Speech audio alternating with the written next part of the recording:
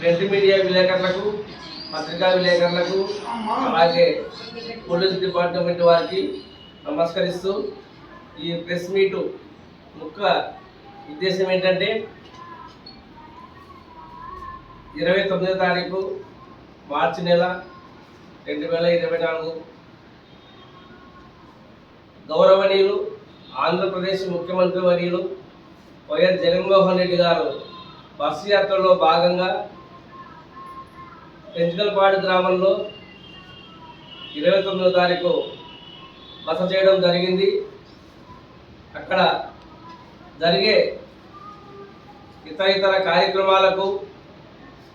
ఇన్ఛార్జిగా నాకు బాధ్యతలు చెప్పినందుకు గౌరవనీయులు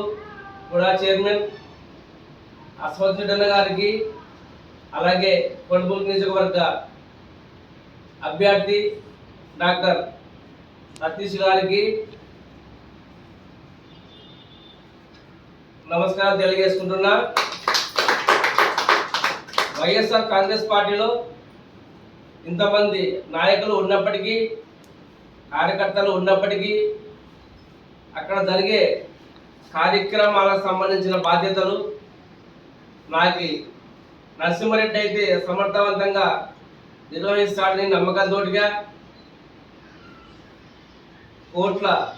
అశ్వత్థ గారు నాకు ఈ బాధ్యతలపై ఇవ్వడానికి శిరస్సు వంచి నమస్కరిస్తున్నా. అంతేకాకుండా ఈ కార్యక్రమానికి నాకు తోడుగా సహాయ సహకారాలు అందించిన వైఎస్ఆర్ కాంగ్రెస్ పార్టీ కార్యకర్తలైనటువంటి పెంచుకలపాడు గ్రామం నుంచి ఎల్లారెడ్డి గారికి, మక్కులు గారికి, డిసి వెంకటేష్ గారికి, అలాగే బూర్రిపాడు గ్రామం నుంచి నాగరాజు గారికి, అలాగే ఎంపీటీసీ గారైన సుబ్బన్న గారికి, ఇక నాలాపురం నుంచి సురేష్ గారికి, సీన్ గారికి, మహిళా నాయకురాలైనటువంటి జ్యోతిమ్మ గారికి, అజీమ గారికి, అలాగే లలితమ్మ గారికి, ఇంకా ఇతర అందరికి కూడా వాళ్ళకు కూడా మనస్ఫూర్తిగా ధన్యవాదాలు తెలుపుకుంటున్నాను. మరొక్కసారి ఈ అవకాశం ఇచ్చినందుకు నాకు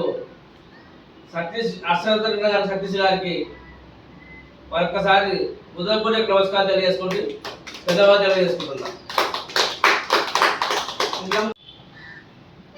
ఈ యొక్క కార్యక్రమాన్ని